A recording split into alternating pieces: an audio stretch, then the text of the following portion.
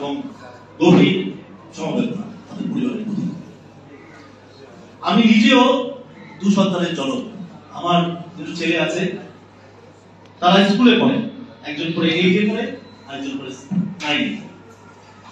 তো আমি যখন চলছে এই গণঅভ্যুত্থানের মাঝখানে চলছে, আমার ছেলেদেরকে আমি যখন বলি যে বাবা দেশের কি অবস্থা, তোমরা কিন্তু সাবধান, বাইরে ওরা আমাকে শিখেছে মানে আমরা কি রাজনীতি করলাম, বলছে আমাদের দেশটা আমাদের ঠিক করতে হবে।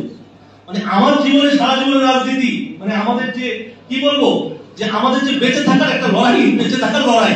আর ওরা দেখি ওদের রাজনীতি ভিন্ন, ওরা ওরা ওরা বেঁচে থাকার লড়াই করে না, ওরা জীবনকে আত্মহত্যা দিয়ে তারা জনগণের জন্য, জাতির জন্য তারা উৎসর্গ করেছে এই দেশকে, বাংলাদেশকে। ওদের যে চিন্তা, ওদের যে চেতনা, তাদের সাথে আমাদের অনেক পার্থক্য, অনেক পার্থক্য। আমি নিজে ব্যক্তিগত জীবনে আমি 2023 সালে আমি জেলে গিয়েছিলাম। হ্যাঁ, আমি প্রায় মাসখানেক জেল খেটেছি। আমরা দেখেছি আমাদের দিকে একটা আতঙ্ক আমাদের মধ্যে ছিল, মানে আমরা যারা মানে বলবো আমরা যারা সিনিয়র যারা রাজনীতি করি বা কিন্তু ওদের মধ্যে কোনো ভয় নাই, ওরা অকুত ভয়। আমরা শুনেছি ভ্লাদিমির লেনিন বলেছেন যে revolution come from the barrel of a gun, যে বন্দুকের নলা দিয়ে বিপ্লব আসে। কিন্তু বাংলাদেশে সূর্য সন্তানকে দেখিয়ে দিয়েছে বন্দুক ছাড়াও বিপ্লব হতে পারে।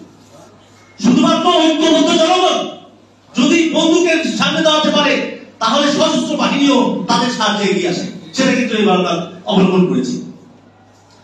আমি বলতে চাই আজকে আমাদের এই যে এই এত মানুষের আত্মহত্যা করে যে গণঅভ্যুত্থান হয়েছে, এর পরবর্তীতে যে আজকে আমরা যে সরকার পেয়েছি, সেই সরকারের যিনি প্রধান আমাদের নোবেলজয়ী ডক্টর ইউনূস, তিনি কার্যক্রমে কিন্তু আজকে আমাদের এখানে উনি এই দায়িত্ব নিয়েছেন।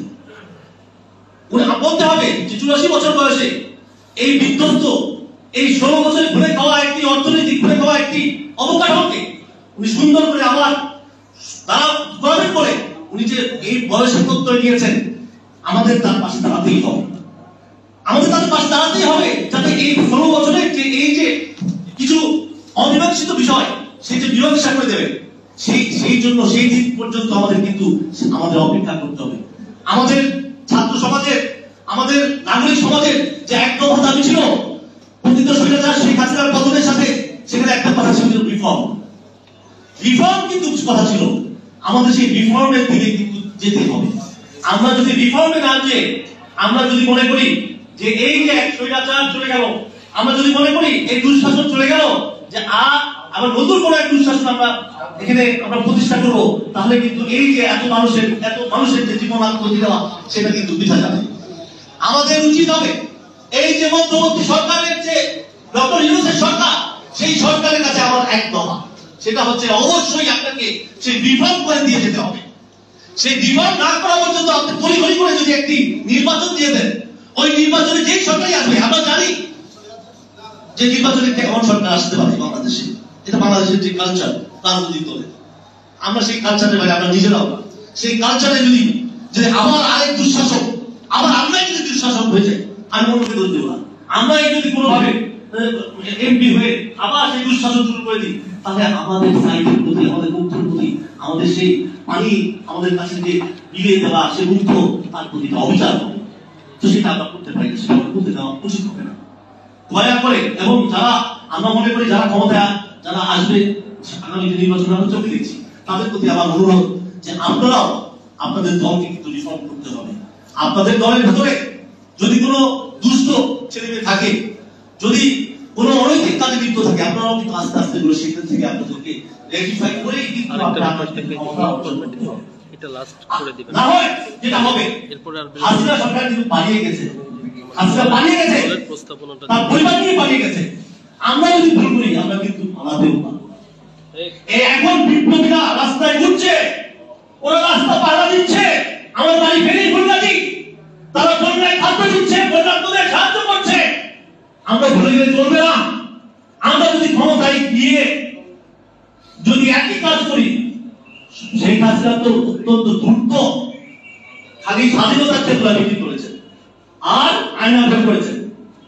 আমরা কিন্তু যদি ভুল করি, আমরা তো দ্রুত না, আমরা তো আয়নাগুলো তৈরি করবো না, আমরা তো এই অ্যাডমিনিস্ট্রেটিভ যে কেসিটা আমরা নষ্ট করবো না, আমরা কিন্তু 6 মাসের মধ্যে এই জনগণের ছেলেদের কাছে কর হয়ে যাবো।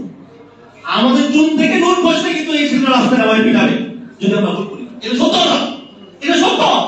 তাই আমাদেরকে আগে ঠিক করতে হবে, রাষ্ট্র ক্ষমতা চালানোর মতো আমাদের নৈতিক জায়গা আমাদেরও ঠিক করতে হবে, রাজনৈতিক দলগুলো ঠিক করতে হবে, তারপর আমাদের ক্ষমতায় যেতে হবে।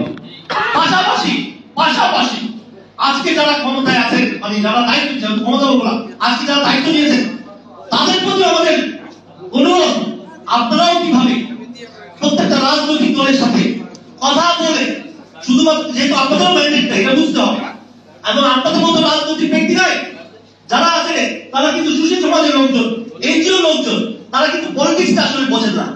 আমার মনে হয় জাতীয় সরকারের আদলে আপনাদের ইন্টিরিয়ার গভর্নমেন্টটা তৈরি করতে হবে, যাতে এখানে বিরোধী অ্যাডমিনিস্ট্রেটিভ যে ওয়ার্ডগুলো চলে, পাশাপাশি পলিটিক্যালি জনগণের সাথে মানুষের সাথে সম্পৃক্ত হতে পারে।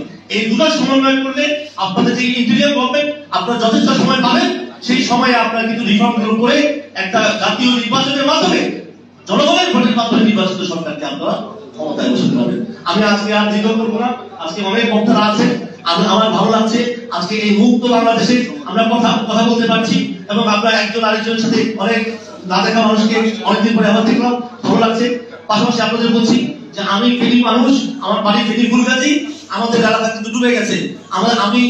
আমরা খাদ্য পাঠিয়েও কিন্তু আমাদের বাড়ি পর্যন্ত পাঠাতে পারতেছি না, দেখা যাচ্ছে নৌকা নাই, ইভেন যাচ্ছে রাজপথে কিন্তু ডাকাতি হচ্ছে, চুরি হচ্ছে, আমরা খাদ্য নিয়ে যেও বুঝতে পারছি না। আমার অনুরোধ হইল আপনারা যে যেভাবে পারেন, ফেনী, নোয়াখালী, কুমিল্লা, চিটাগং যে সমস্ত এলাকাতে বন্যা কবলিত মানুষ যে দুর্বিষহ জীবনযাপন করছে, আপনারা দয়া করে আপনারা তাদের পাশে দাঁড়ান, যে যেভাবে পারেন সেভাবে পাশে দাঁড়ান। আপনাদের প্রতি রইল ভালোবাসা, শ্রদ্ধা। আসসালামু আলাইকুম।